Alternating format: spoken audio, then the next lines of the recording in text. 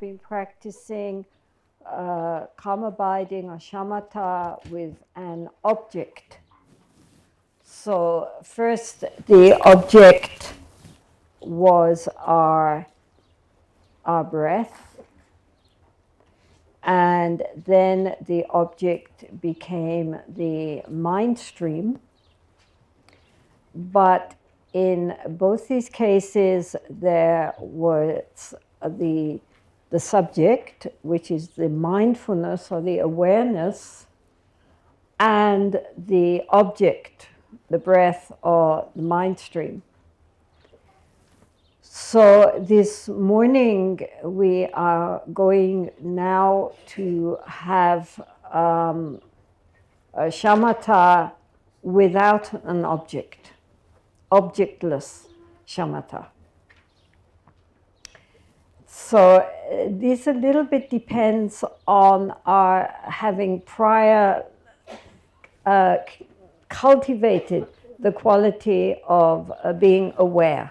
You know, if we're not aware, then it doesn't work.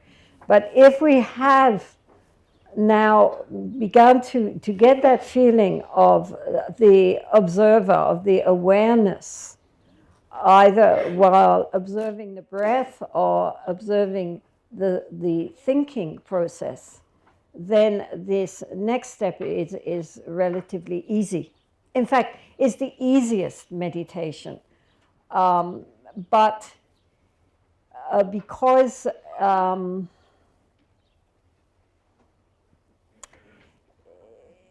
it's easy to attain, but it's difficult to sustain, put it that way.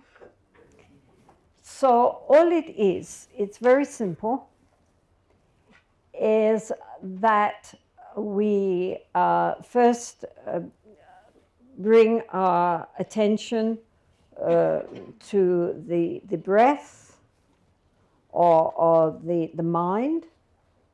So we have that sense of awareness, of mindfulness, of observing, and then whatever it is we're observing, right?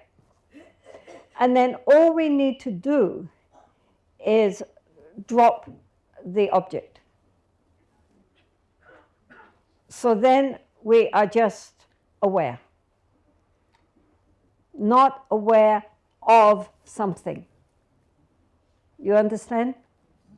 So this is why it's called objectless. Right?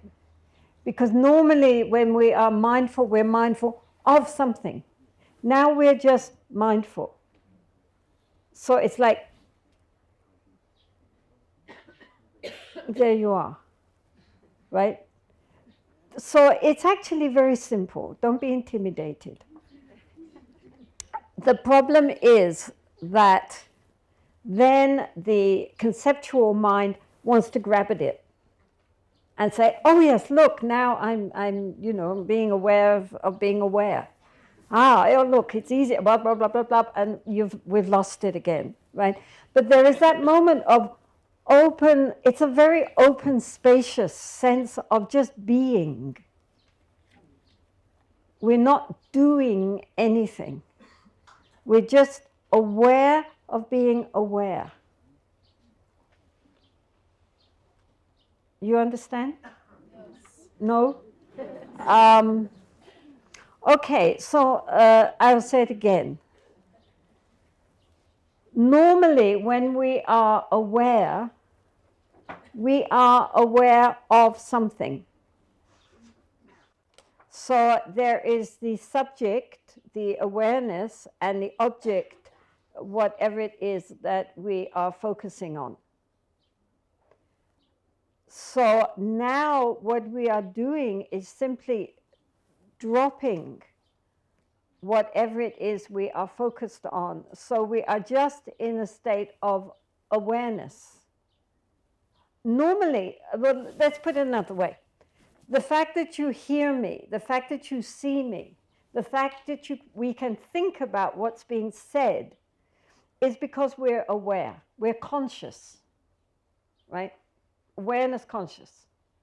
We're conscious. If you were not conscious, you would, even I'm talking, you wouldn't hear me, right? Even I'm sitting here, you wouldn't see me, because you are not aware, you are not conscious. So normally, our consciousness is attached to either our five senses, our seeing, hearing, tasting, touching, smelling, or to thinking, right? The sixth consciousness is the mental consciousness. So always the consciousness is attached to an object.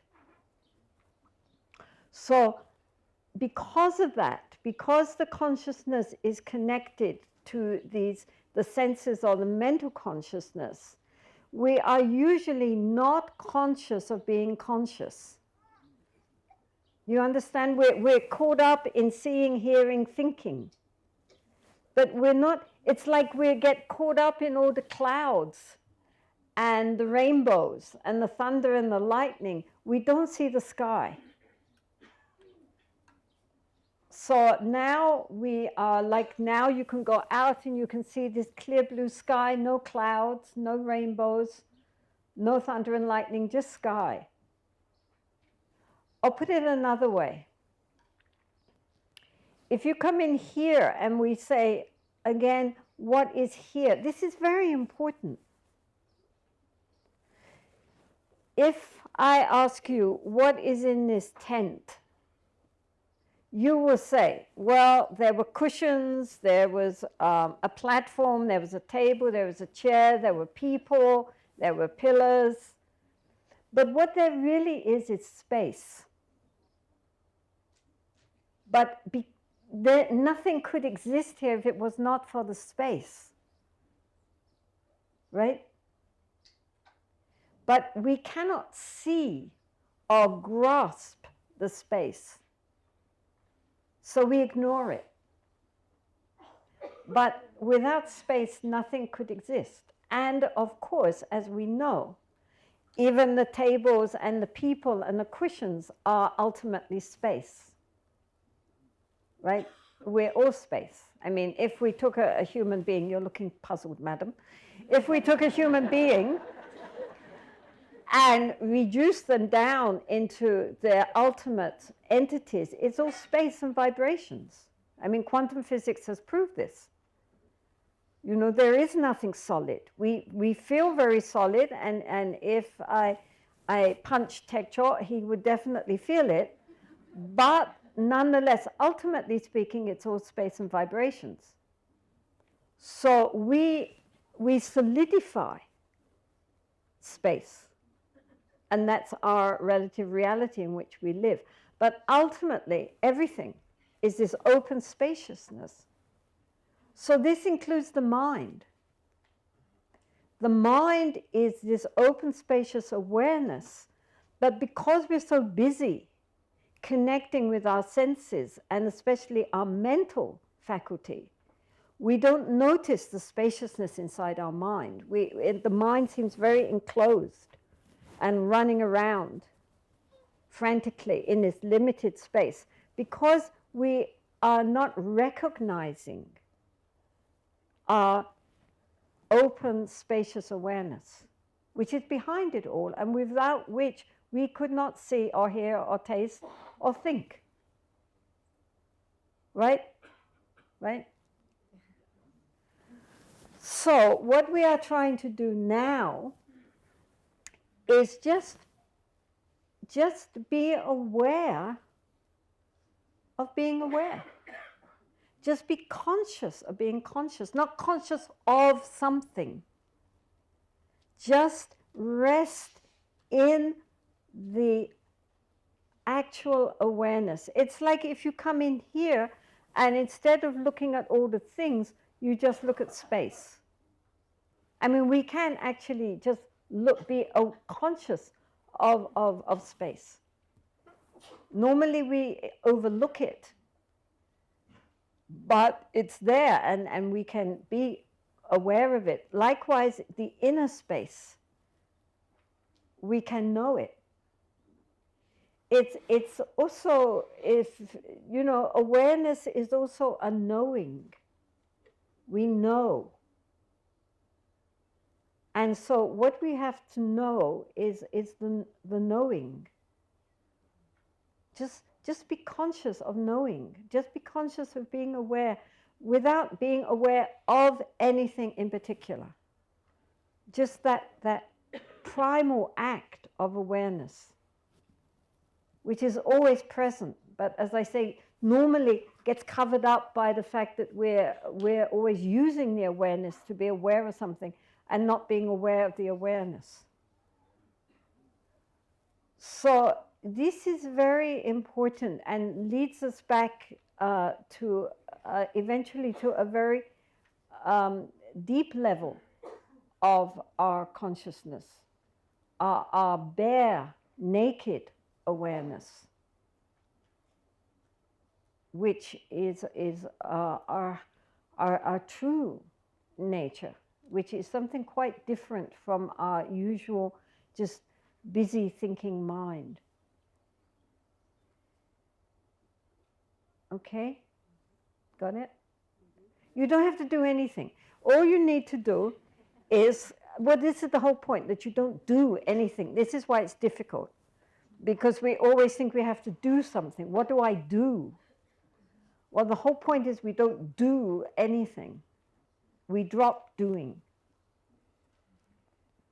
Okay? So it's very easy. Don't get self-conscious about this. Usually, if we do it, initially the experience will only last for a few seconds. And then the egoic conceptual mind will grasp onto it and it's lost. But it doesn't matter. It's always emphasized that it's sessions of short duration than trying to extend it, because extending it becomes artificial. Of itself, it will naturally begin to sustain itself. The other thing I should mention perhaps at this point is that if we are doing the meditation on looking at the mind, as our awareness becomes more focused and stronger, then the mind of itself begins to calm down and it goes slower. It's like if you can imagine like a movie projector, you know, so then you've got the screen and then you've got all these little transparent frames in the projector, which is running extremely fast. So it looks, and behind that is a very powerful light. This light is the power of our awareness. It shines through all these little transparent thought frames and projects out our reality, right? So normally it's going so fast, it looks like it's really happening. As our awareness becomes more powerful, of itself, these thoughts, the running of the film begins to slow down. In other words, less conceptual thinking arises. It becomes, as it says in the text, like a slow stream just rippling by. Then, if our awareness is very powerful, it can happen that the last frame and the next frame, between them, there is a gap. And in that gap, between the last thought and the next thought, there is an open space. You know, if you could think of it, it's like the light shines through onto this open screen. And that gap, that space between the past thought and the future thought, is one with the awareness which is perceiving it. And so at that moment, we recognize the nature of the mind. Do you understand? And then I realized that I'm in the moment, and then the ego comes. Exactly. Exactly. Exactly. Exactly. So that only lasts for a few seconds. She's saying, and then I realize it, I recognize it, and then the ego comes back. Of course, it's not so easy. But my Lama, Kamtu Rinpoche, he said, when you recognize the nature of the mind, then you can start to meditate. Right? Because at that point, you understand what we are actually looking for. What we're looking for is to gradually sustain and lengthen that pure awareness, which usually at the beginning we just glimpse for a moment, and then, as you say, the ego mind takes over.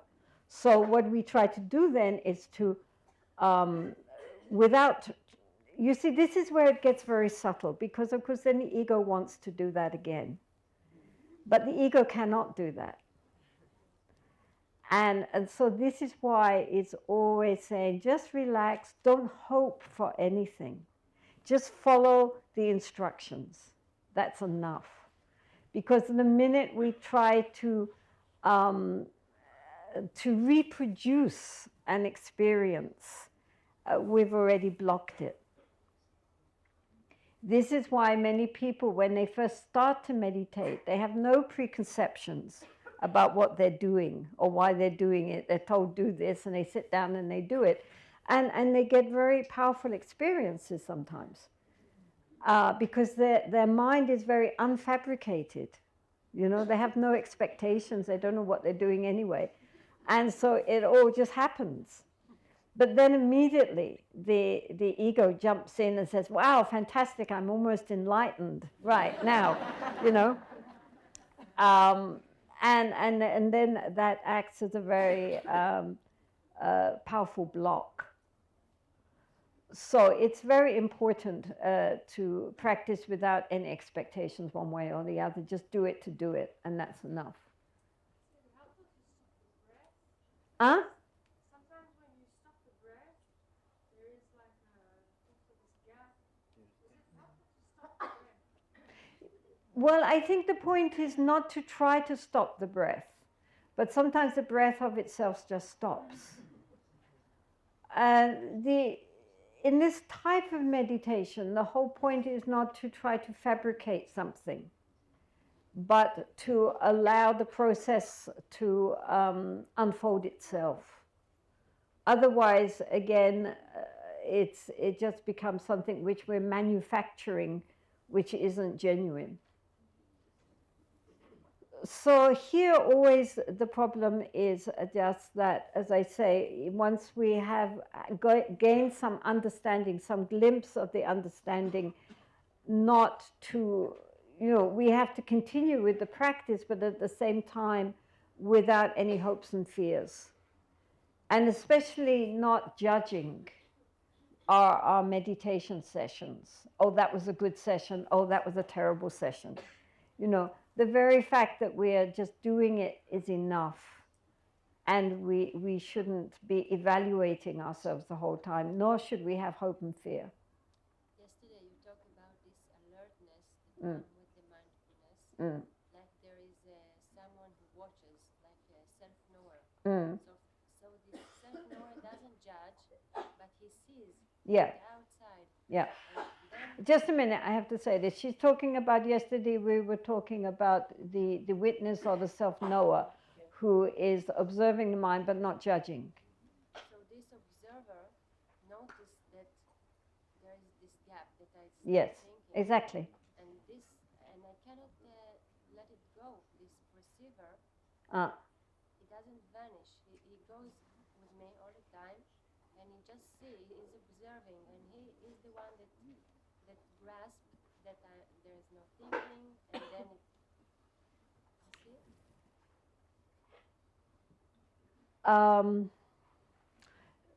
I think what she's saying is that this self-knower is the one who recognizes the gap but it doesn't then dissolve. It stays as a knower, and it's the one that holds on and grasps. Is that what you're saying?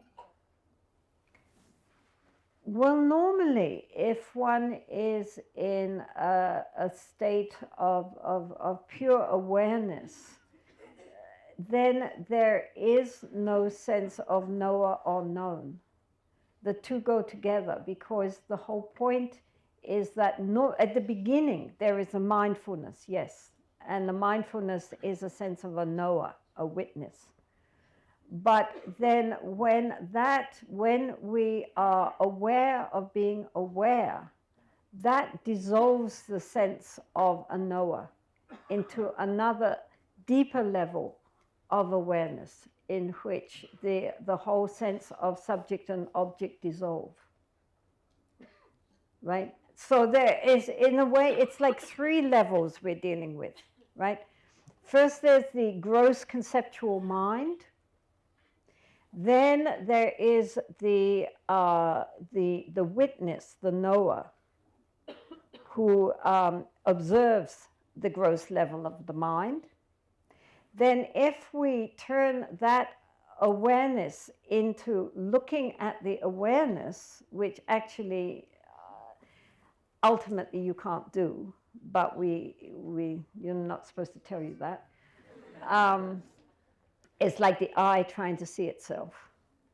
But what happens is that then the whole edifice of subject and object drops away into another much profounder level of non-dualistic awareness, right? Which is the nature of the mind. That unborn, deathless awareness lies behind that knower, that sense of knowing. It's an even more subtle, it's like space because you can't see it. But it is our pure awareness. It's from which everything else comes up. So in order to gain that and to gain stability in that unborn awareness, which is the clear light nature of the mind, we need to stabilize first our mindfulness. Because without mindfulness, it's very difficult to sustain that other deeper level of awareness.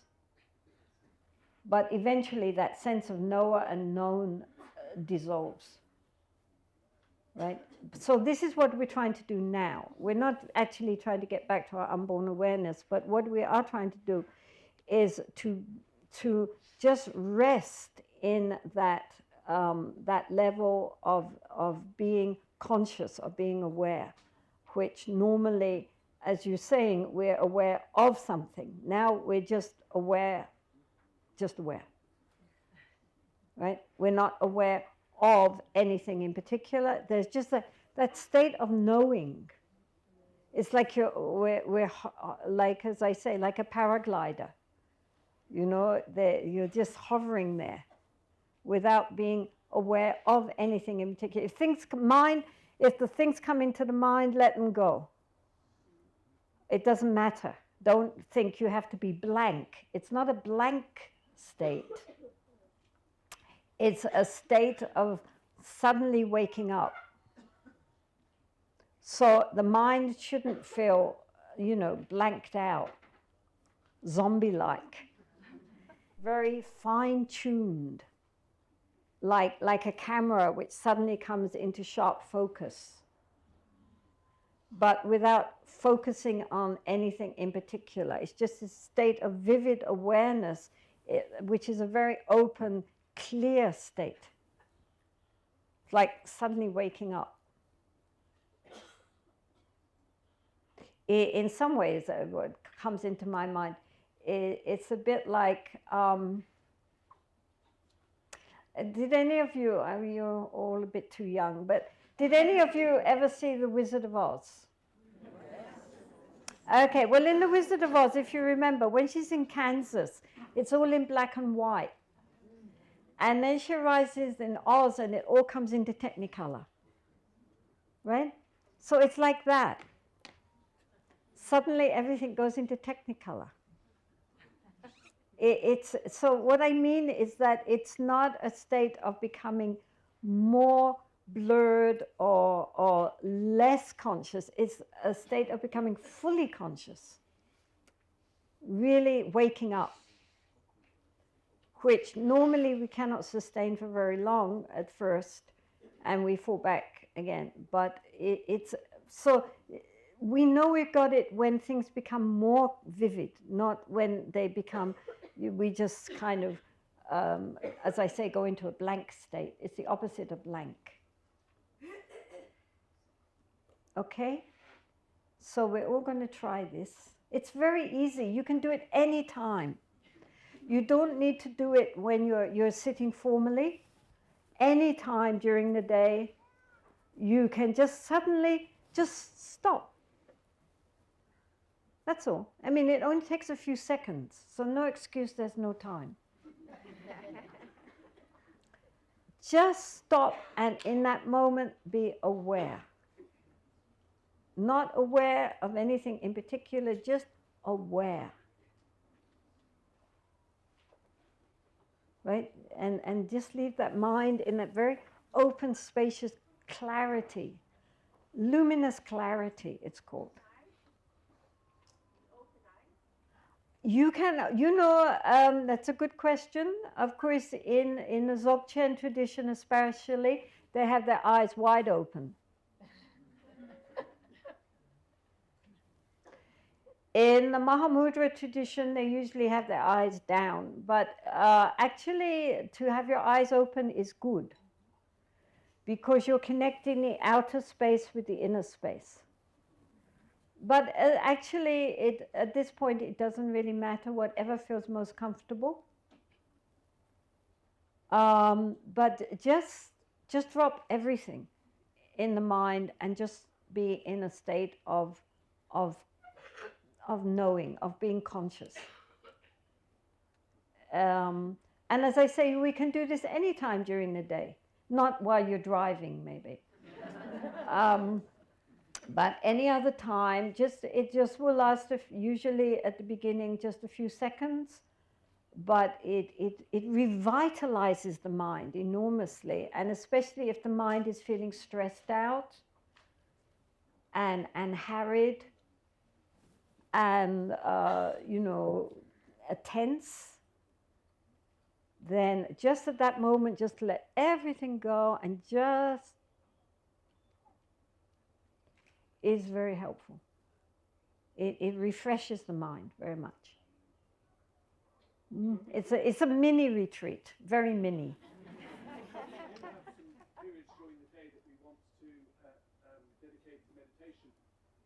What conditions are best for doing shamatha on an object, and what conditions are best? I mean, how do we know whether we should be doing shamatha based focused on an object or object-led? Well, normally, even, you know, he's asking about what are the best conditions for doing shamatha with an object, shamatha without an object. You know, the best conditions is when you remember to do it.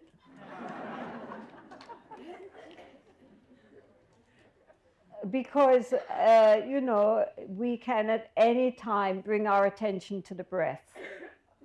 We can at any time bring our attention to the mind. We can at any time drop it all and just be. There's no special conditions except that we remember to do it, honestly and truthfully. Even it just takes 1 or 2 minutes. It's not that it's going to take anything from your day. You know, yes, it's good to do formal sitting. Maybe first thing in the morning when you get up to do, you know, 10 minutes, 20 minutes, half an hour, whatever you can afford. Of formal sitting. But during the day, as often as we remember, just to bring the attention back to the breath, to the mind, and then just let it go. It takes, you know, 2 minutes.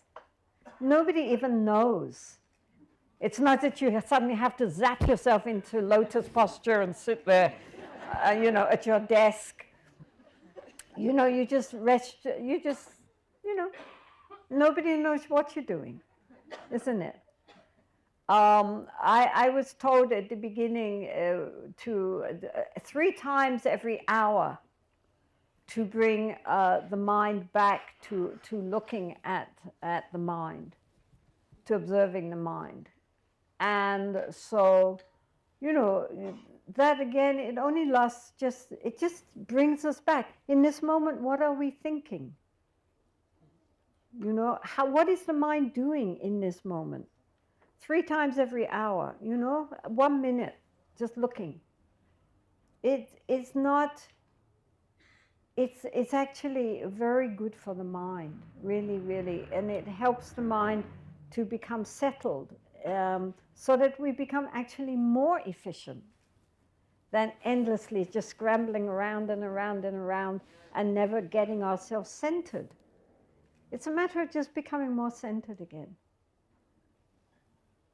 So it's something which we can carry with us into our daily lives. It's not just something that you have to go into a long-term retreat or whatever. Of course, nice if we can do that. But if people go into retreat and then when they come out of retreat, they completely drop the whole thing, then it hasn't been very useful. It's much more useful to have the remembrance to carry this practice into our daily life and integrate it with our daily life so that we become more and more focused, more and more centered. And in this way, the Dharma and our life become merged, they become one. It's not that when we come on retreats, when we go to Dharma centers, when we, you know, read talks or listen to podcasts, then we're practicing and the rest of the time is just worldly activity. It's very important to bring the two together and place the Dharma at the center of our lives, because otherwise it's not going to transform. It has to become something which we carry with us all the time. And it's not hard. Please believe me, you know, the difficulty is remembering. This is why, you know, the word for mindfulness literally means in Sanskrit and in Tibetan to remember. And so its direct opponent is that we forget. Not that it's difficult, but that we forget to remember. And so this is you know, we are habituated to be unmindful. So that's why it takes effort to bring ourselves back and to be more attentive. That's all. That's the only obstacle. Otherwise, the actual practice is very simple. But we forget to do it. And to integrate it with our daily lives as much as we can. In Thich Nhat Hanh's Sangha, they have, Thich Nhat Hanh is this Vietnamese master, yes? They have what is called a mindfulness bell. So during the hour, and I think not at any set time, but just sometimes, it goes, and then everybody drops what they're doing for half a minute and is conscious of their deportment, of the state of their mind, and then they carry on. So some people have mindfulness bells on their telephones. Yes, and then this is a very good idea because, you know, ping, ping, and then everything snaps into awareness. That's the only reason we have a telephone. There's Boaz, he says. He's the authority here. So if you don't have a mindfulness bell on your telephone, please get one. It's a very skillful means of reminding us, and all we need is to be reminded. It's the actual, just knowing what we're doing while we're doing it is not so difficult. The problem is we forget. And so anything that we can come up with which will help us to remember is a good thing. Okay? So, sorry, goodness. Okay, so now we're going to just try this. It's very simple. The important thing is not to try. Okay? It's a non-trying exercise. We are going to bring first we are going to bring up our awareness. We can start with the breath, just to get us centered. Then bring that attention to the mind. If we have problems watching the mind stream, don't worry, no problem. We can all watch the breath. If you can watch the mind as well, that's very good. But if you can't, don't worry about that. That's not important at this stage. What is important is that there is something which is observing. What we're observing at this point is not important. So we observe the breath or we observe the mind. Then at a certain point, just drop the object and just keep the awareness. And the mind takes over again, fine, go back to the object again, and then drop it. That's all. It's very simple. And the problem is just that simple doesn't always mean easy, merely because we think we have to do something. Soto Zen is very based on this sense of just sitting and just to sit, they say. Sitting just to sit. You're not trying to do anything. We're trying to just be conscious of our consciousness, which is always there, but we don't recognize it. Just as the space is always here, but we don't see it. But we can be aware that there is space. So likewise, we can be aware of being aware. Okay? Everybody understand? Yes, good. Okay, so where are we? Okay, we'll sit just for 10 minutes and just relax. Very important. Just to relax the mind, keep the mind very spacious, but just very conscious.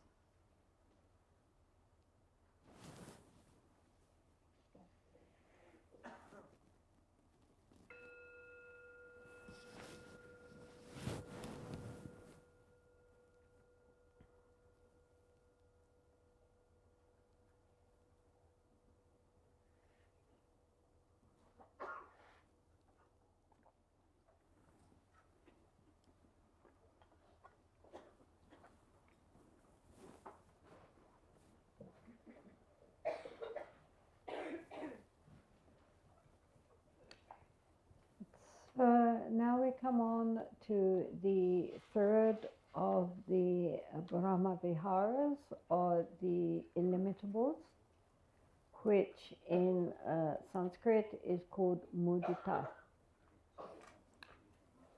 Mudita means rejoicing. It is we started with giving loving kindness to ourselves and all beings, then, which means being happy in their happiness, wishing them happiness.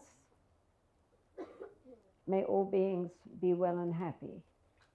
Then the cultivation of compassion. May all beings be free from suffering. Now, this third one is rejoicing in the good fortune of all beings, including ourselves. And it's the direct antidote to jealousy and envy.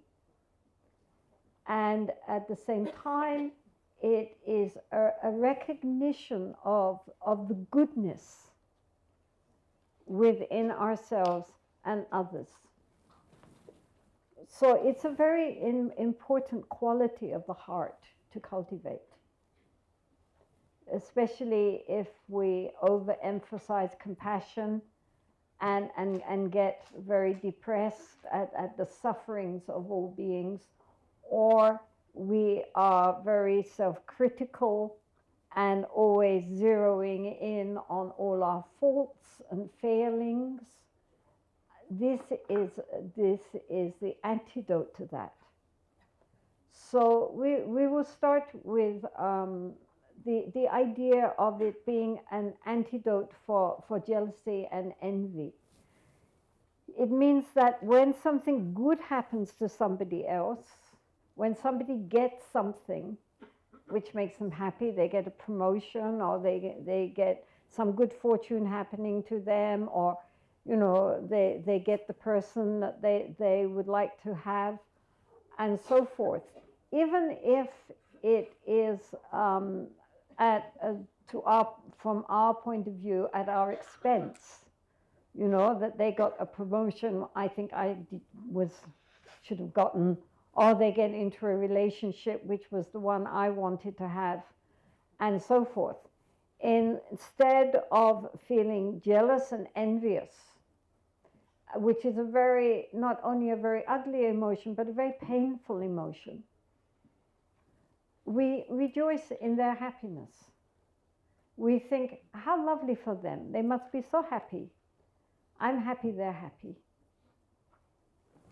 I have often thought it would, of course, annihilate sport. If you have two football teams and then, but imagine the feeling in a football team, right? One is going to win, one is going to lose. So if you win, you're happy. And if you lose, you're happy. Right? You're happy for the other side. Well, how wonderful. The other side is so happy now. Well, good for them. And that sense of open-heartedness, that we're not only closed in on our own benefits, but we open the heart to exchange ourselves with others and imagine how wonderful it would be, how happy they must be feeling at this point, and just feeling happy they're happy. Why are we so mean-spirited? I mean, so it's a very beautiful emotion that we rejoice in others' happiness. Even if it was something which we ourselves would have liked for ourselves, it doesn't matter. They're happy, so we're happy. So then it's a win-win situation. Everybody's happy. And so this quality of rejoicing in the goodness in the world. Sometimes we get very focused in on all that's wrong and all the dark side and, the inequalities and the sufferings and, all the bad things. So it's very important to sometimes think of all the good things. All the good things. Every country, every nation, every household, every person has things which are not so good and other things which are very good. As I said before, it's like a garden, The garden may be full of weeds and we're trying to pull out the weeds, but we should not ignore the beautiful flowers and other plants. We don't have a garden just to spend our time pulling out weeds. We have to admire the flowers and water them and encourage them. Many beautiful people, many beautiful things happening. Many of the systems which you have in place are very good, very efficient, very helpful for many people. Lots of good things in this country. We shouldn't only zero in on what's wrong. We should also appreciate what's right. Appreciation, gratitude is a very important quality of the heart. And so it's important not, because otherwise if we're only looking at what's wrong, there's always going to be something wrong. I mean, there's nowhere that you can point out is perfection. This is samsara. Samsara by its very nature is unsatisfactory. But if we only zero in on what's wrong, then we end up feeling depressed and depleted and frustrated and just, hopeless. So it's very important. That doesn't help. That doesn't help. Yes, we have to see what is wrong and try to help deal with that, but we also have to appreciate what is right and encourage that and rejoice in that. Lift up the heart. It's very important. There is goodness. It's like when we read newspapers, then it's full of all that's wrong. They don't mention what's right. Fortunately, in one way, I think, because as long as disasters, bad news is news, then that's a good thing. It's when bad news is no longer news that you're in trouble. So even though bad news is what they regard as news, that doesn't mean there is not goodness in happening at the same time. Lots and lots of goodness. But that is taken for granted, so it's not news. Right? Only the bad things are considered worth mentioning. The good things, well, we can take those for granted. But we shouldn't take them for granted. We should rejoice in that. All the goodness in this world. All the goodness in society. All the goodness around us. And all the goodness in ourselves too. So also, sometimes when people get onto a spiritual path, they tend to emphasize all that's wrong in themselves. And we put the spotlight on all our faults, with our anger and our greed, our jealousies, our irritability, our this, our that. It's always something. And we start to identify with those negative qualities and limit ourselves by our negative qualities and ignore all the goodness in us. And then the worse we feel about ourselves, somehow the more spiritual we feel. And this is completely wrong. It completely undermines our courage. Shantideva, a great 7th century Indian Pandit, said that there is a vast difference between pride and arrogance, which of course is a mental defilement, something very negative. There's a big difference between arrogance and self-confidence. Self-confidence is essential. We have to believe that we can walk the path. If we don't believe we can walk the path, then we won't. And then that becomes just actually the idea of self-worthlessness is one of the forms of laziness. Think about that. One of the forms of laziness is the idea that I can't do it because I'm not good enough. Because, I'm a bad person and I'm useless and I've never achieved anything, and obviously I'm never going to get anywhere on this path, so I'm not going to even bother. And it's an excuse not to try. So therefore, this quality of mudita, of rejoicing and appreciating goodness, is a very important quality, not only for appreciating our friends, our family, our neighborhood, our nation, the world, or the goodness that is around us, and the beauty that is around us, but also within us. To appreciate the goodness within us and encourage that. Put the spotlight on what is right, not just with what is wrong. This is very important. Doesn't mean that we become arrogant and self-satisfied, but it means we encourage ourselves. We need to encourage ourselves. We need to believe in our essential goodness. You know, the Buddha Dharma very much emphasizes that our true nature is Buddha nature.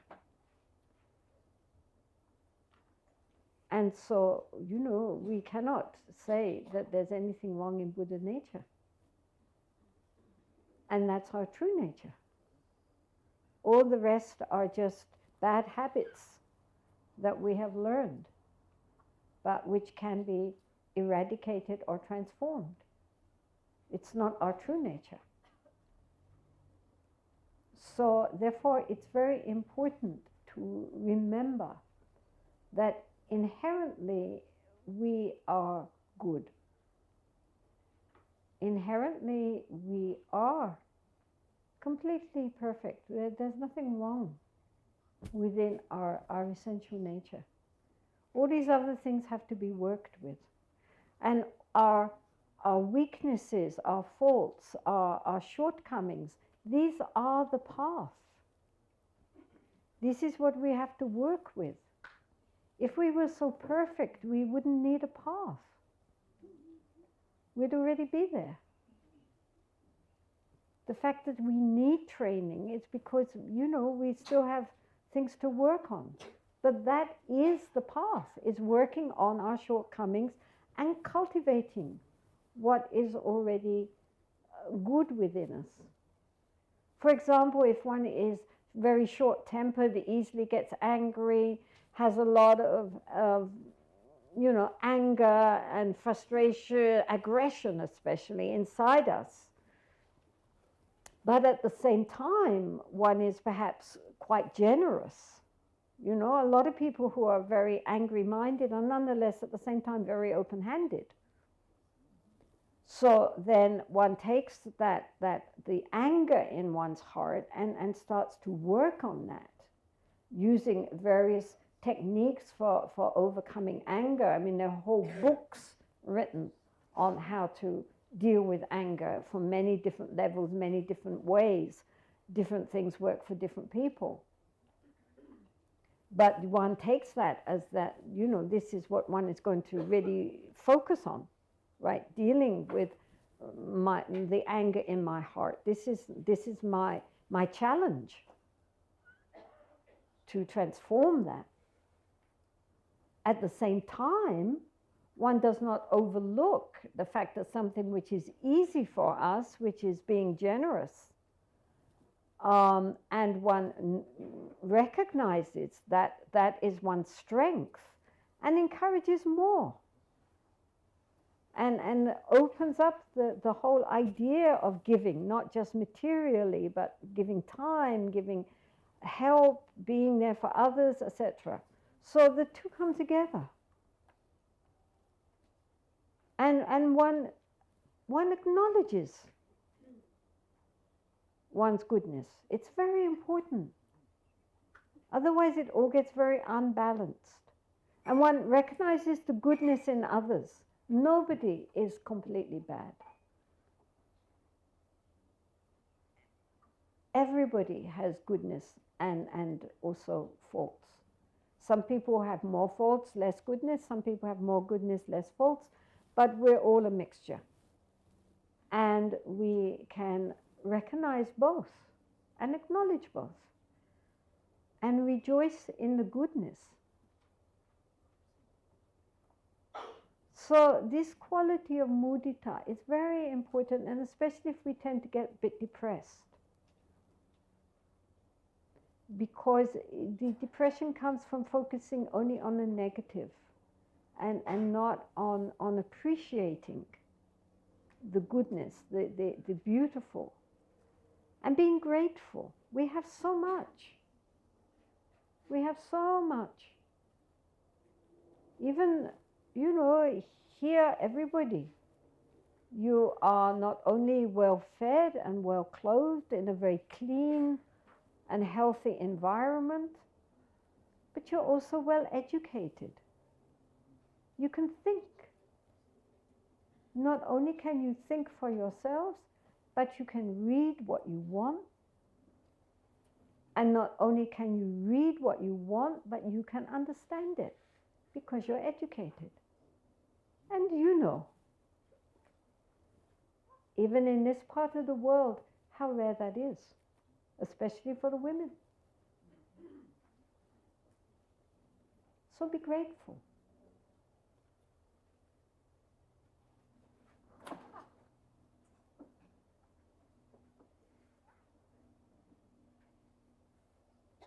Okay? Somebody falling? Asleep?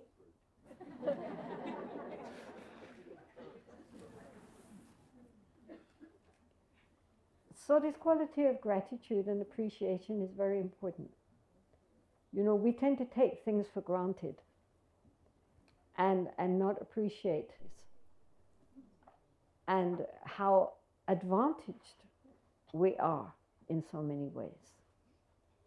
So to appreciate that and to cultivate that is very important.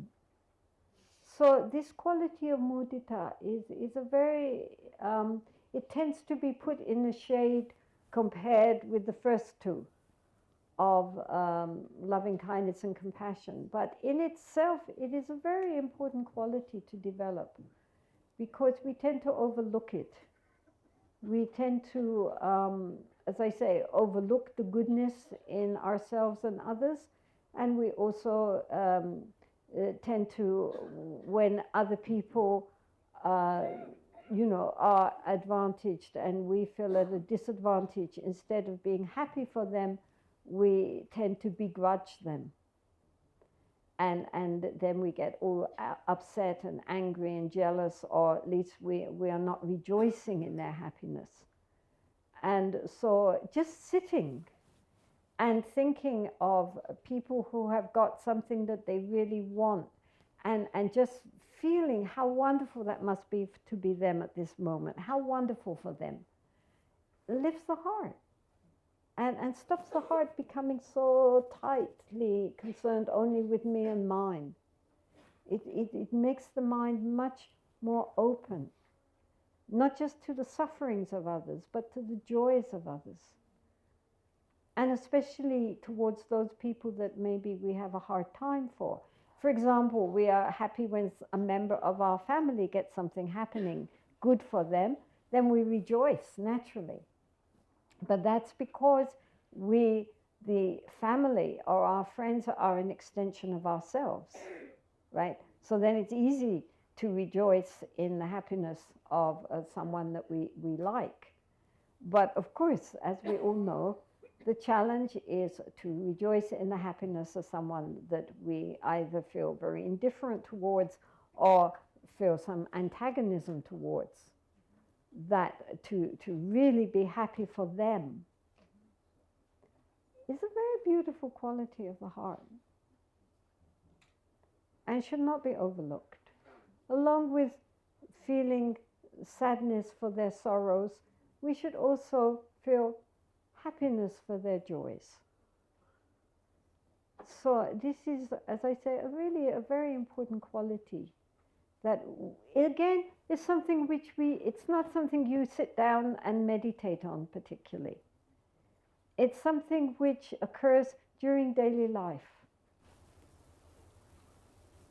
When you practice it, how can you tell that it's not artificial? It's a good question. Okay, so she's asking basically, okay, we know we have to do this, so somebody gets something that we would really have liked, but we remind ourselves we are supposed to rejoice in that. And so we say, okay, I'm happy for you.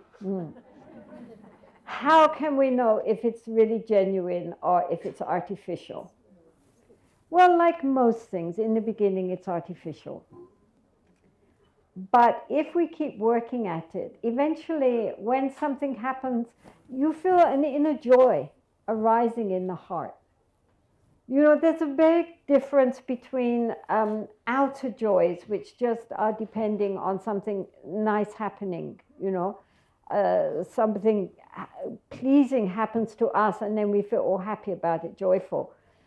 And the inner joy, which arises just spontaneously at something which is happening. Like if you read of somebody getting something somewhere quite not attached to us at all, but one just spontaneously rejoices for them. That is a very genuine sense of joy in the joy of others. Meantime, if it's somebody we know who gets something which we would have liked, but they got it instead, and we say, well, I'm happy for you. That's the first step. That's the first step. Just remembering that we are supposed to be happy for them. We can be honest with ourselves and say, actually, I don't really feel that happy. You know, I wish that happened to me, not to you. And I'm actually feeling quite jealous. And that's okay, right? You know, we have to be honest. We can't pretend. We can say, right now, I'm really jealous that you got that, and I would have liked it for myself. And we recognize that feeling, and we accept that feeling. But then we can think, okay, right now honestly, I'm feeling quite jealous. But that feeling of jealousy does not make me feel better, and it doesn't help them. So I'm going to work on it now. And so then we try to think how it would be if we were them and how happy they are right now. And then really genuinely try to feel it from their point of view instead of our point of view. And even though at first it's artificial, like anything, you know, as I say, like you're practicing an instrument. At first it's very hard and our fingers hit all the wrong keys. And it sounds terrible. But if we keep practicing and practicing, finally the music plays for us. So one time, if we keep doing this, one time somebody will get something which we really wanted, and they got it. And spontaneously, joy and delight will come in our heart for them. As a result of working on it again and again and again. You know, eventually artificial becomes genuine. But it won't if we don't practice. This is why daily life is so important. Because then, you know, during daily life, when you hear of anybody getting something nice, we can rejoice just for a moment. Oh, how lovely, they must be so happy. I'm so happy they're happy, right? And then we get used to the idea of rejoicing in others' happiness. You know, just as we feel so sad when we hear that something sorrowful happened.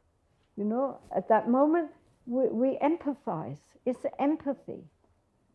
This is why it's sometimes translated as sympathetic, not meaning sorrowful, but sympathy meaning in tune with, you know, feeling with somebody.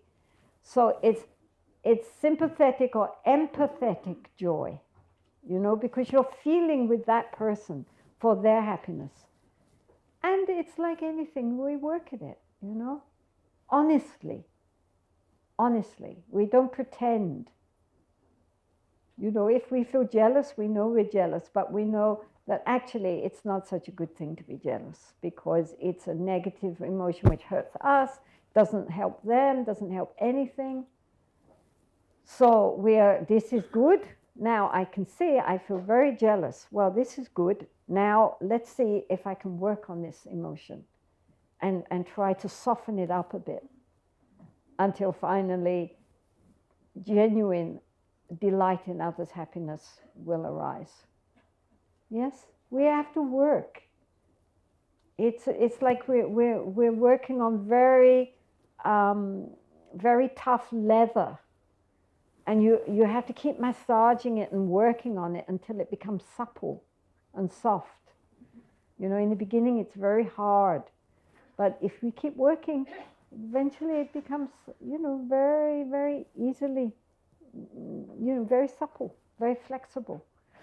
The mind has to become what is called lesurungwa, which means workable,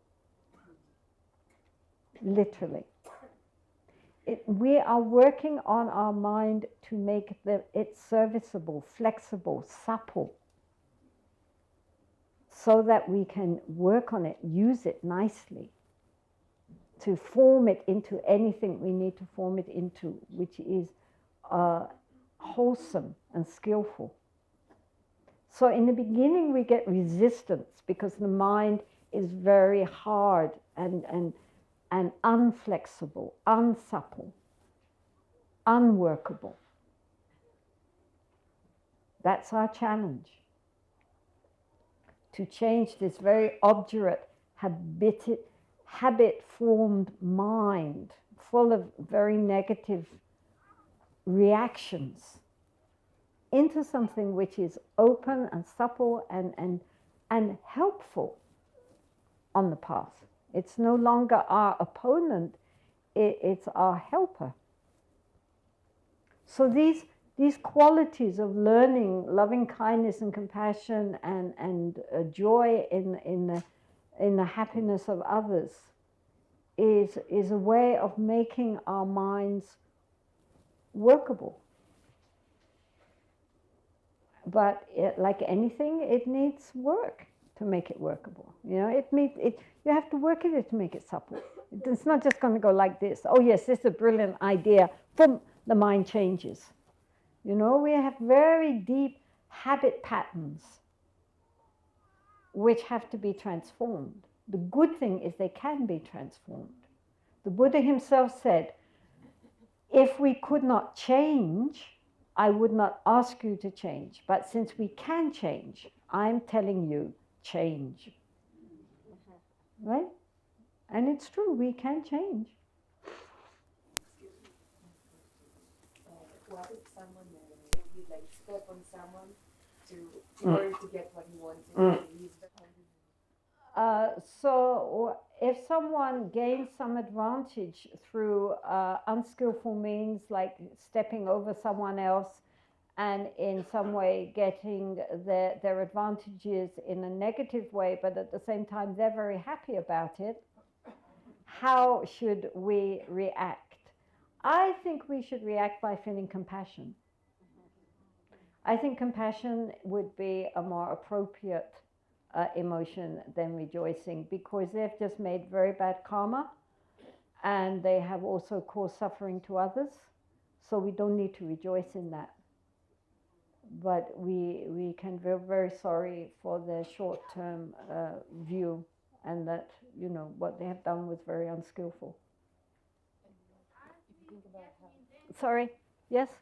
Aren't we getting in danger of judgment if we start thinking, this joy I'm going to feel good with, but that joy I don't think is...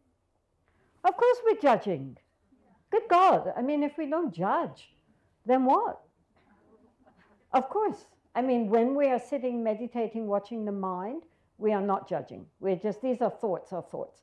But during the day, we should be very, very careful to distinguish between skillful and unskillful states of mind. Otherwise, how will we change? Absolutely. This is why we are observing the mind, not only to recognize that these are thoughts, but to recognize these are skillful thoughts and emotions, these are unskillful thoughts and emotions. And to transform unskillful emotions into skillful ones, and to cultivate more and more skillful ones. Of course we have to judge.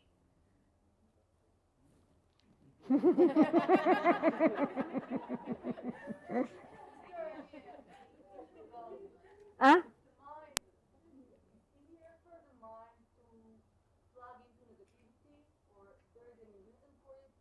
Sorry, I can't hear. What? Yes. Yes.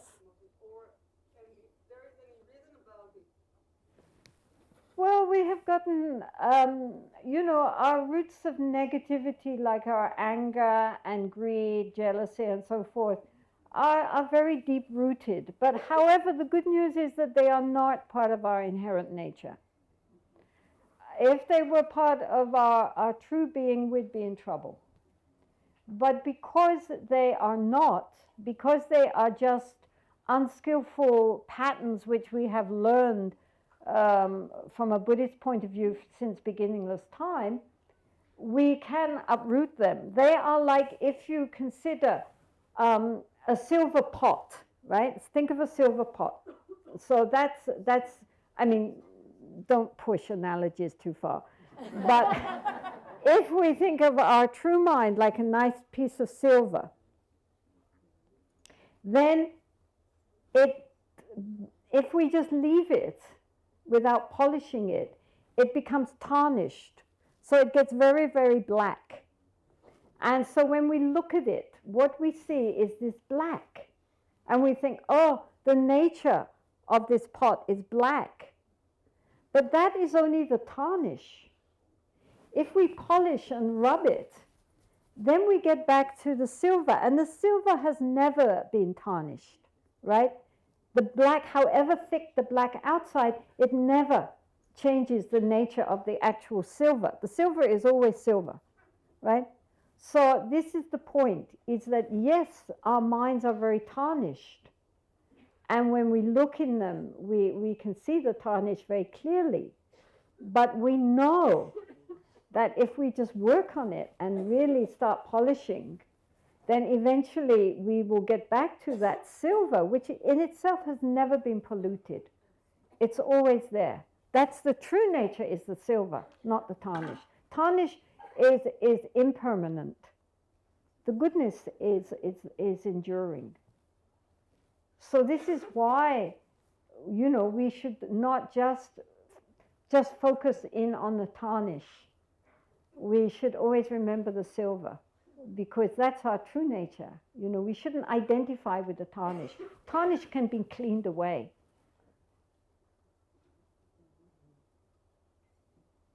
You understand? Yes.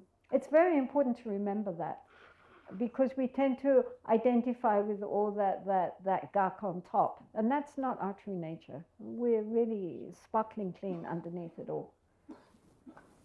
Everybody, no matter what we do. There is a story in the sutras of this bandit called Angulimala, which means a necklace of fingers. And he was taught by his teacher that he had to go and kill 100 people and take their fingers and then bring it back to offer to his master. So he had killed 99 people, and then he was looking for the 100th, and he saw the Buddha walking by. So he started running after the Buddha, and the Buddha just kept walking, but Angulimala couldn't catch up with him, however hard he ran, even though the Buddha was walking slowly. And then Angulimala said to the Buddha, "Stop, stop."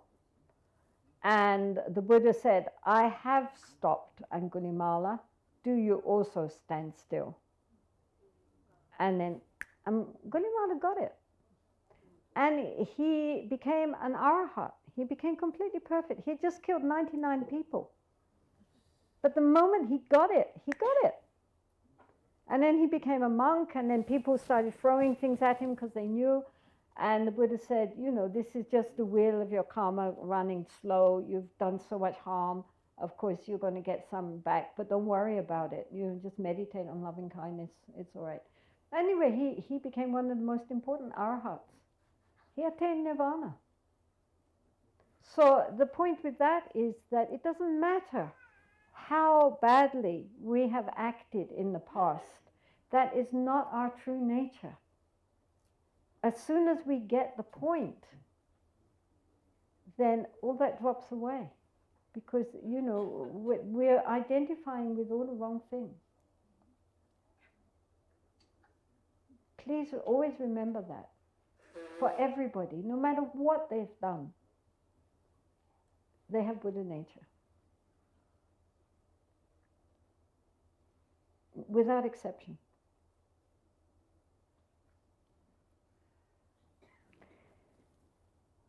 So we have half an hour left. Any more questions? Maybe I should deal with some of these questions. So your knower has to change into knowing, right? That's the point. There's no knower or known, there's knowing. You understand? So drop the knower.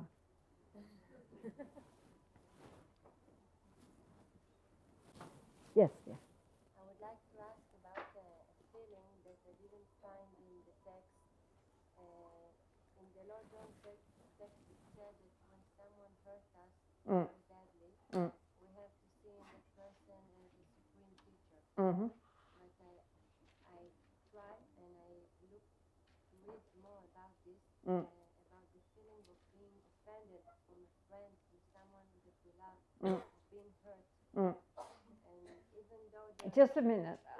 So she's talking about in the Lojong, these mind training teachings, which stemmed from Palmo in the 10th century. A lot of the training is on when people do harmful things to us or say harmful things to us, then that instead of feeling offended and upset, that we regard them as our greatest teacher. Yes. So I'm asking about the situation when a friend, someone that we really love, we really care, and we do our best to him, turned out to be. So the first step is the anger goes away, but still the offense it rests. I really try looking for something in the text about this feeling, and I didn't find.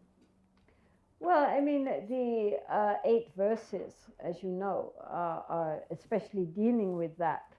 The 8 verses of mind training, it specifically says, especially someone that we have helped and that we have trusted and what we love, and then they turn against us and do things to harm us, etc., that we take them as our teacher. What it means is that we need to learn how to develop genuine forbearance and patience. Before we go any further with that, I should say that if one is, for example, finds oneself in a very abusive situation, it doesn't mean that one just has to allow people to be abusive to us. We can stand up to abuse, and we can even be forcefully standing up to abuse. But we do it not from a mind of anger or hurt, but from a mind of compassion, right? Because we recognize that they are just creating a lot of really very negative karma, and it doesn't help them to be abusive.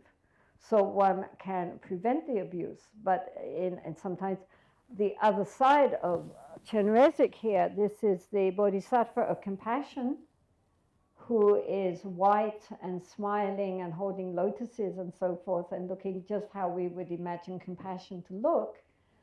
But his other aspect is Mahakala, the great black one, who is very wrathful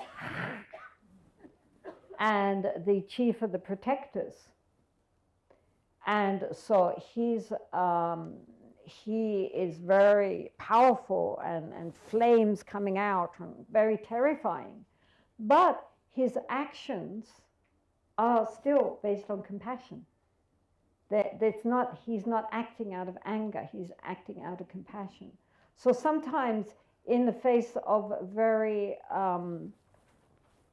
aggressive, violent opposition, one needs sometimes to appear also aggressive and violent, but in that case one has to be sure that one is acting from compassion and not just from retaliation and anger. I think that needs to be explained. because it doesn't mean that one just lies down and says, kick me harder. It doesn't mean that. Sometimes, negative actions have to be dealt with very firmly. But nonetheless, from the attitude of wisdom and compassion, not just from the attitude of retaliation and revenge and aggression, which only will perpetuate the cycle. So with someone who one loves and trusts and has helped a lot, and then they turn around and bite the hand that feeds them, as we say, the point is then that is the most challenging for us to really develop forbearance and loving kindness and compassion. And because that is the most difficult for us, therefore we should be very grateful to them, because they are really giving us a challenge. It's easy to be loving, kind, and whatever to people that we're not particularly, don't have any particular reason to think they should be grateful to us. But to those people that we have been kind to, that we have helped, that we have taken care of, that we trusted, when they turn around and are mean to us in any way, then that is very, very painful.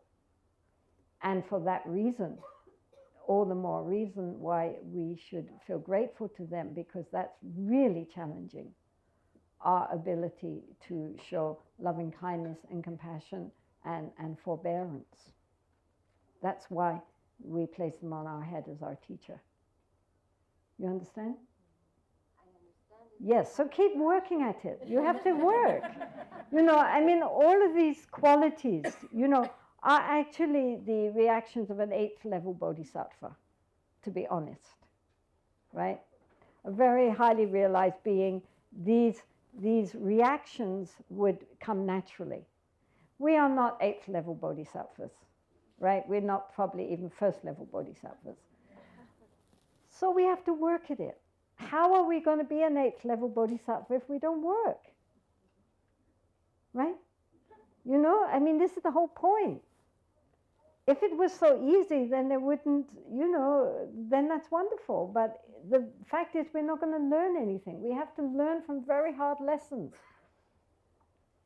And the harder the lesson, the more, if we finally accomplish it, have we made progress. Right? If it's easy, then what have we learned?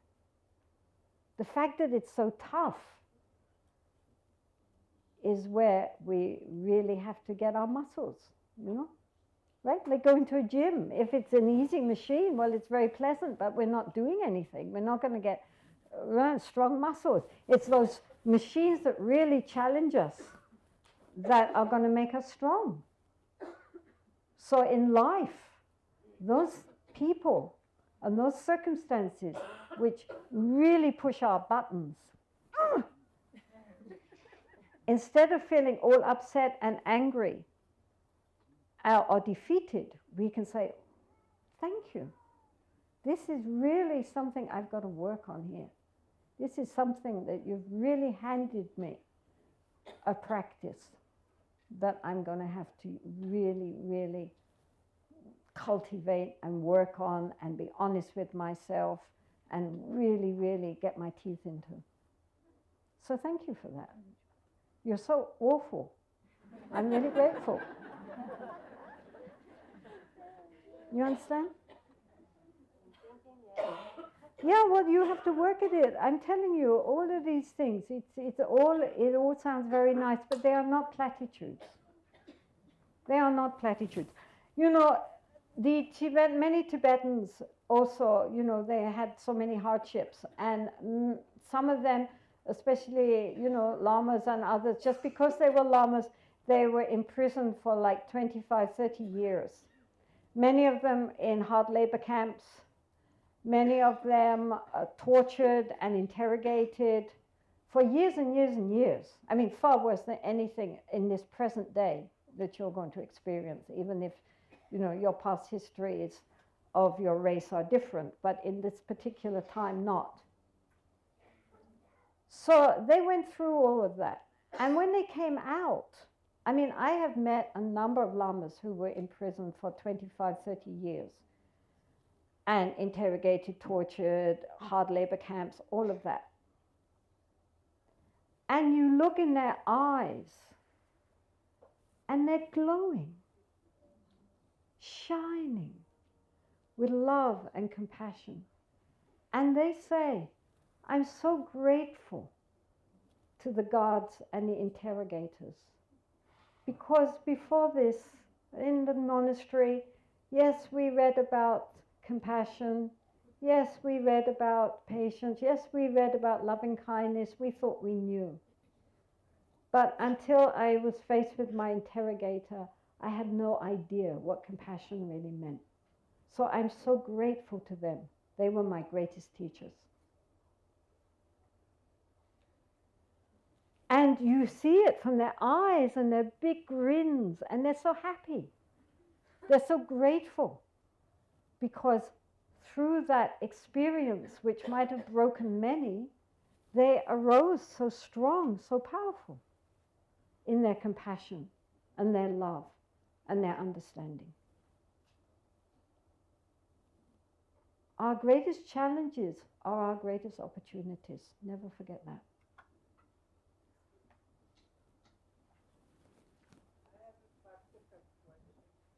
I have a funny question that comes very strong with me. I have a problem and a difficulty to have rejoicing to a success for a leader that I think damage. And I also have, when I try to have compassion for that, I forbid it, so I can have full compassion to a man, but not for his success. So what is the next step for me with this? You mean you don't rejoice in the happiness of someone who's doing something which you don't approve of? Well, this is what this lady was asking. No, but when I'm asking for myself, how can I have compassion for his success? And I also No, you don't have compassion for his success. You have compassion for his delusion. You know that he is so pleased with himself when he's doing something which is so negative and wrong. So what you have compassion with is for his ignorance. That he's so pleased with himself when he's causing so much harm. Right? You understand?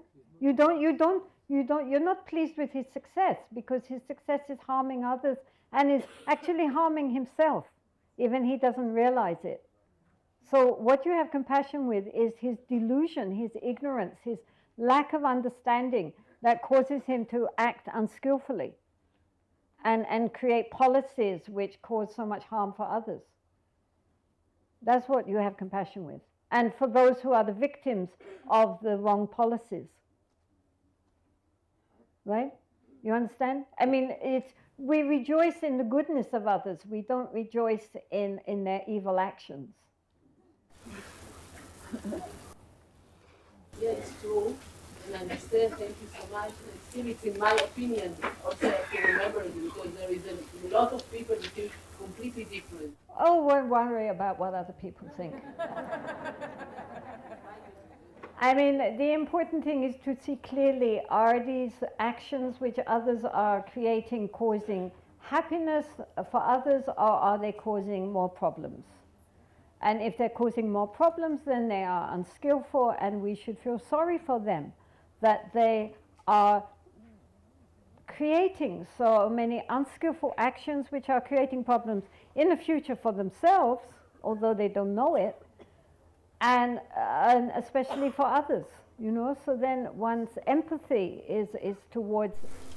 So I wonder, what are the forces that pushes the ego to go and kind of kill himself in the end? Like what's Yeah, it's an interesting point.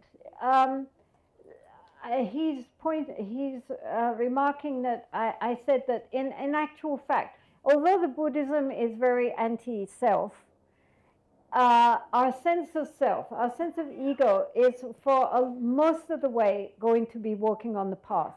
So therefore, why is it that the ego is willing to walk on a path which is leading to the death of the ego? And this is a very good point. And it's the main reason why the ego puts up opposition.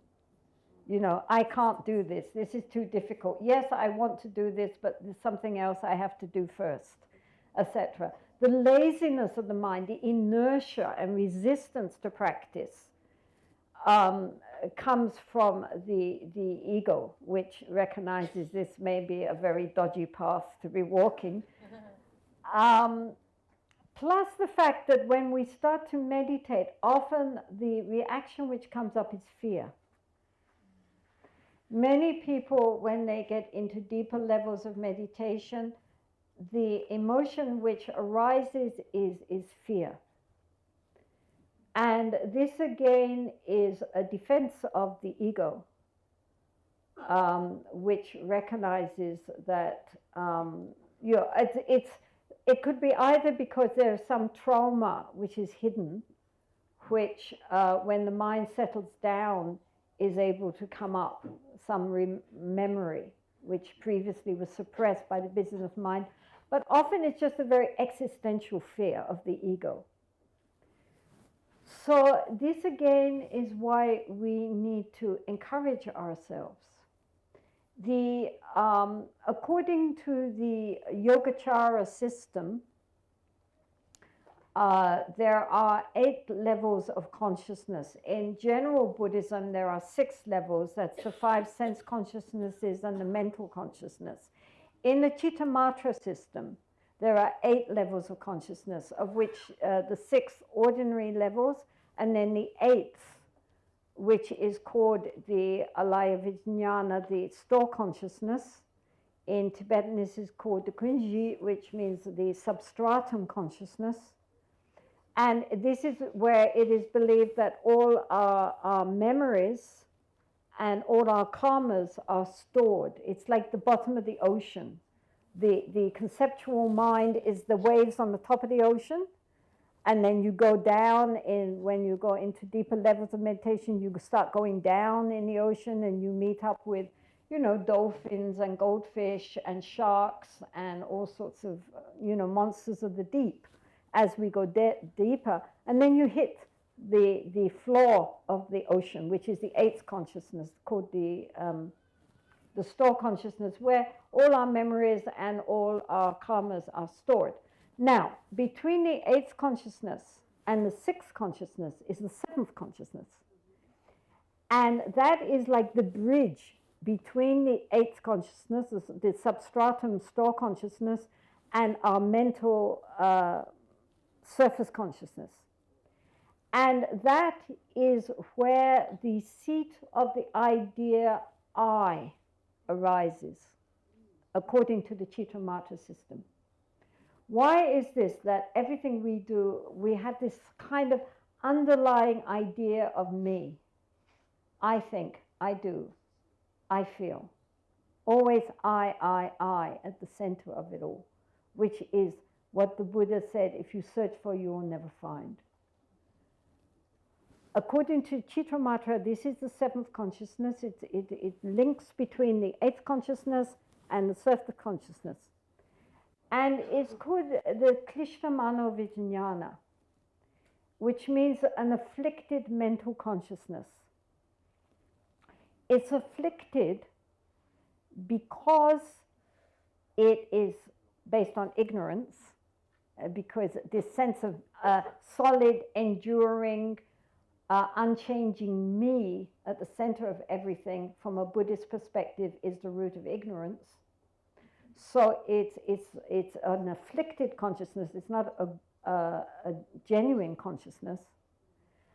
But at the same time, it is karmically neither negative nor positive, depending on what the ego is up to. So if the ego is under the dominion, under the control of negative emotions, like anger and greed and jealousy and so forth, then that creates negative karma, this sense of I. But if the I is conjoined with loving kindness, compassion, devotion to the path, and so forth, then it creates positive karma, right? So therefore, the ego in itself is not negative or positive. It can go either way depending what we use it for. And this is why we need to encourage ourselves, right? We have to encourage the ego, that this will make the ego feel ever so much nicer and better. And, eventually our sense of well-being, if we encourage it, recognizing that as we go on the path, actually we will feel better ourselves, and then we will be able to give much more happiness and joy to others. Actually, the ego cooperates, even though eventually, as our wisdom deepens, the ego will dissolve. And so, of course, on one level, this is death to the ego. But nonetheless, in the meantime, the ego actually can become our friend. This is why loving kindness and compassion and so forth to ourselves is so important. You see, you're giving it to the ego. The true nature of the mind doesn't need loving kindness and compassion. The true nature of the mind is perfectly okay. It doesn't need us to help it along. But the ego does. Our sense of self needs to be encouraged, needs to have someone empathize with its suffering and give it lots of loving kindness and friend. We need to make a friend of our ego and encourage it to help us on the path. And it will. It will. But what we need is a healthy, balanced sense of self. A healthy, balanced sense of self in order to walk the path towards non-self. An injured self will not be able to walk. So this is why the Buddha taught shamatha, which in order to go to deeper levels, the psyche needs to be very balanced. And then feelings of great joy, great bliss, great clarity arise as, in serious shamatha practice, you go into various very deep levels of meditation and concentration. And these are shown by the level of clarity, concentration, bliss, and so forth, which arise, which heal the ego. So that then, with this healthy, strong sense of self, we can walk the path of insight and wisdom, which will eventually lead to the dissolution of the ego, because the ego doesn't really exist. So it's not that we're killing something substantial. We're not really killing it, we're dissolving it. It's like a big lump of salt. It's not that we have to kill the salt, we just put it in water and eventually it dissolves, So this is the point, is that gradually as our insight deepens, based on a very healthy sense of inner confidence and awareness that our true nature is completely perfect, there's nothing wrong, and all beings likewise, then slowly it's like if the body is hurting, like the arm, if we have an arm which is hurting, we've broken our arm, then we have to protect that arm. We can't use it. Its ability to be effective is seriously affected. We can't use it very well. And we're protecting it the whole time and thinking about it.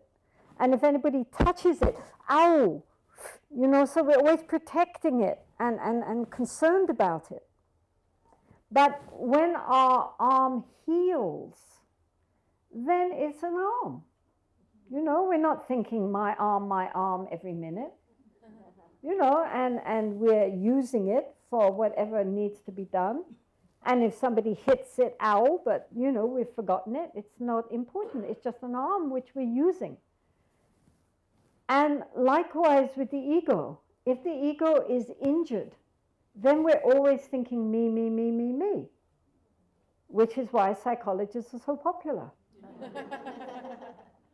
But once, and then if anybody says anything to offend us, we're very offended and we hold it in our heart and, oh, I have been hurt, right? And we're only thinking me, me, me. But once the sense of self is healthy, then we don't have to think about ourselves. We're not so important. Other beings, their happiness is much more meaningful to us. And we want to give them happiness and remove their suffering, not from a sense of injury to forget our own, but from a sense of healthiness. Do you understand? So this is why Buddhism first emphasizes we have to get ourselves together in order to really be of benefit to others. And so when our sense of self is healthy, we are not thinking of ourselves so much. We're thinking of others and their happiness and well-being. But at the same time, on that path, slowly the sense of self, due to wisdom and compassion, begins to just dissolve away. So the ego is very helpful in the beginning. But we need to get a healthy, happy, helpful sense of self, right? I mean, we can't just say, oh, Buddhism says there's no self, right, that's it. I don't mean that. Doesn't mean we don't exist. What it means is we don't exist how we think we do, that we identify with all the wrong things. Of course we exist.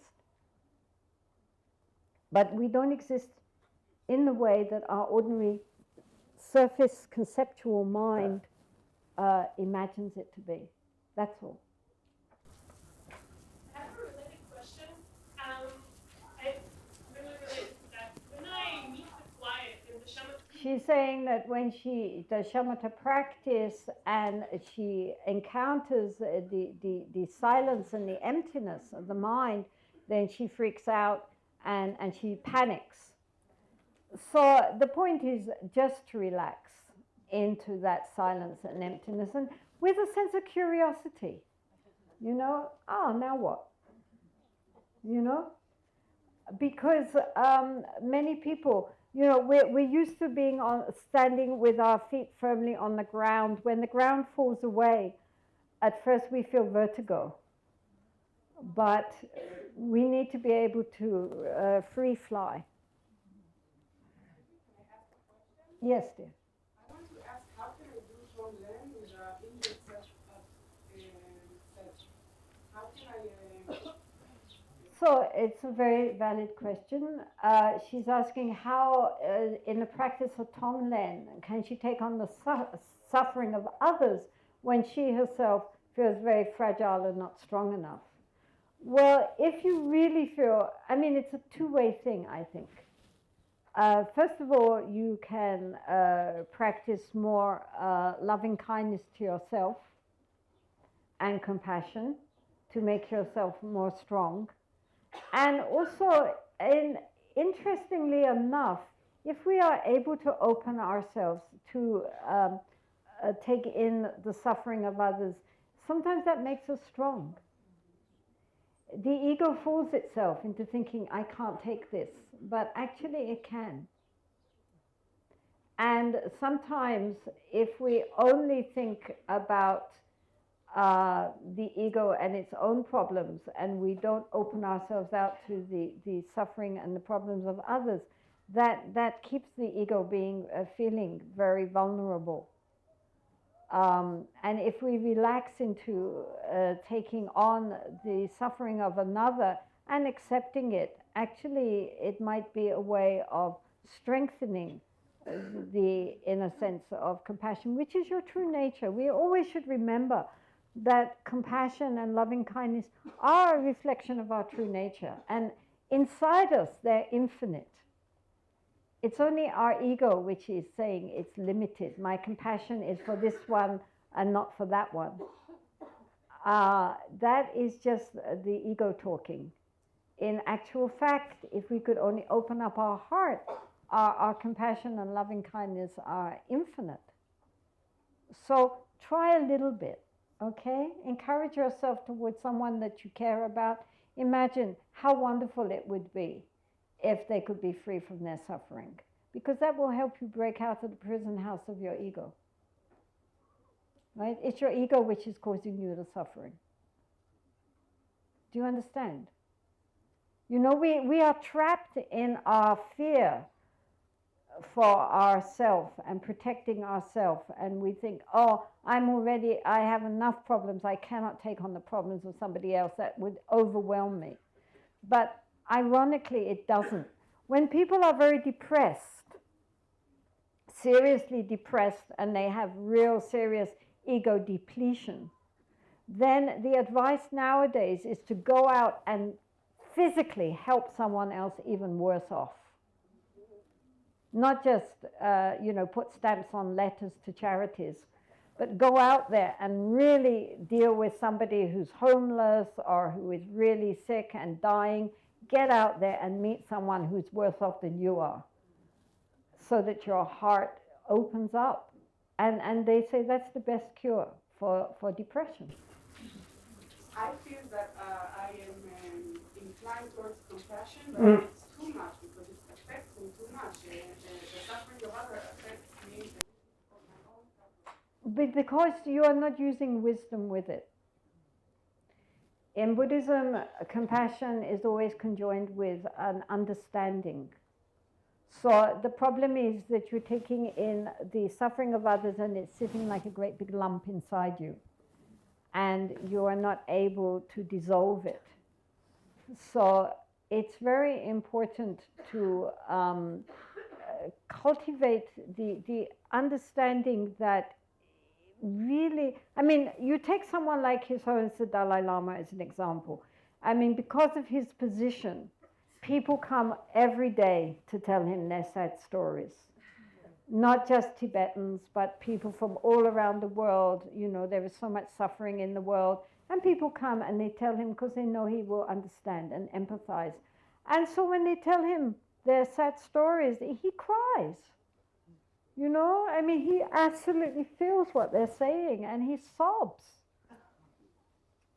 But then 5 minutes later, he's laughing away. Right?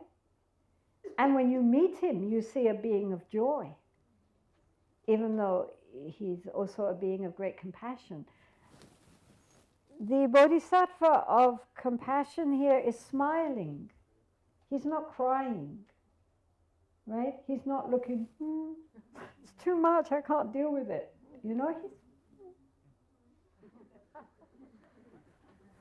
So it's very important that we empathize with the sufferings of others, but also that we develop a practice like shamatha, for example, or vipassana, which helps us to take that heavy lump and dissolve it back into emptiness. This is not just theoretical, this is very practical. Loving kindness along with compassion, they have to balance.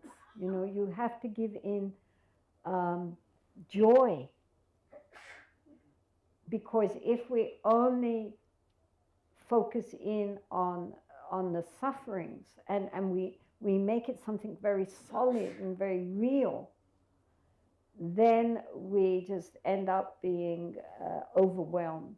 So we need a counterbalance. And that counterbalance, the best counterbalance, of course, is a realization of emptiness, obviously. But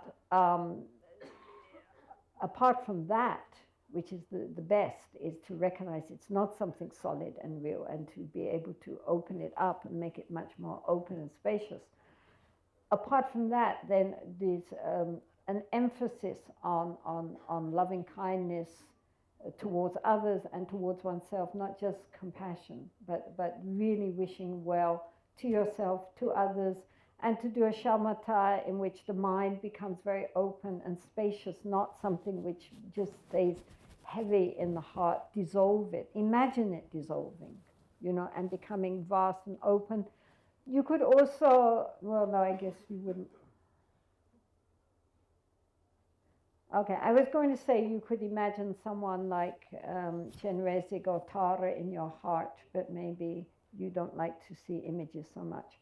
So imagine a light in your heart, that will do. A nice big globe of light, and all this suffering, all this comes into the heart, and then is dissipated. It disappears, all that darkness. When you're doing Tonglen, it's very important that you immediately transform it into light.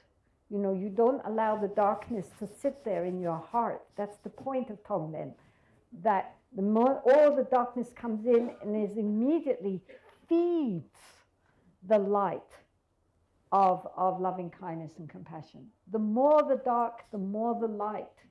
You don't allow the darkness just to sit inside you. It immediately transforms. Otherwise, it doesn't help anybody. It doesn't help you, doesn't help them. Genuine bodhisattvas, are really very cheerful. And we all know. I remember when one time I was in hospital and some friends were in Italy and friends came to see me, and he would sit and hold my hand and say, "Oh, poverina, poverina." And I would feel worse and worse, Yes, I'm a poverina. And then another friend would come, and he would come with all these piles of books and all these mad New Age machines for healing. And I would be laughing so much, however painful it was, that it dissipated all the gloom, right? I mean, he was also very sympathetic and had given a lot of time to thinking up all these New Age gadgets for health and healing. But he did it with a good energy. And so then, even though he also was compassionate, it didn't make me feel worse and didn't make him feel worse. We all had a good laugh, right? So it's important that, that compassion doesn't stay like a big, heavy lump inside us. It doesn't help. We have to find means of transforming it so that it can keep going. For example, the sisters of Mother Teresa who, spend their time with the poorest of the poor, they spend a lot of their day just in prayer. They fill up before they give out. It's very important not just to keep pouring out, and you never fill up. We need to fill in order to pour out.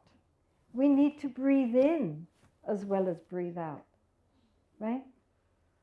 So it's very important when we are thinking of the suffering of others and the compassion of others with something that gives joy to the heart. Otherwise, it doesn't help. It's not virtuous just to end up depressed about the suffering of the world. It prevents us from being helpful. So however we want to do it, we really have to learn how to take the suffering of the world and transform it, not just let it sit there inside us, making us feel full of despair. That is not skillful. And if we meet the great beings of this world who are genuine compassion, we see they have a joy with them. They all love to laugh. When you get these great Nobel Peace Prize winners together, like, Desmond Tutu and the Dalai Lama and Nelson Mandela and all that lot, they laugh. They have a great time. And no one can say they're not compassionate. Sanandia Tanjin Zibani Tony Varana Banzini Chitana Jebala Dubai Yisapizule Duadua Ishua Baba Ojida Jimbada Gundu Zambode and Asian Dida Kunji Jizodalogy Geva Dida Tanjira to Moa Janjos and Jorin Boji Majavana Jijuji Janya Mame Bayangone Gundu Pewai Show.